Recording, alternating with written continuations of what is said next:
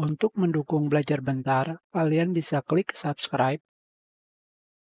Halo, selamat datang di Belajar Bentar. Sekarang kita akan belajar mengenai cara mengurangi latensi suara mic ketika merekam dengan OBS Studio.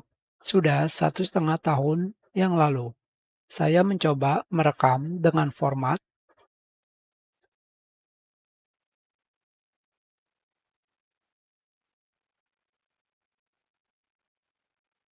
24 bit 48 kHz. Tentu saja, ketika saya menggunakan format ini, banyak orang yang mendengar suara saya terlalu kaku. Memang sangat kaku karena latensi pada suara. Kalian bisa melihat di sini. Ketika saya langsung memulai bersuara, tidak ada latensi. Biarpun saya mengeluarkan suara tidak cepat. Seperti ini.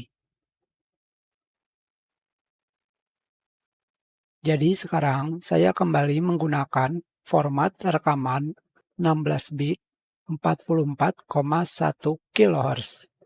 Untuk hasilnya, saya akan mencobanya kembali dengan membuat video yang banyak.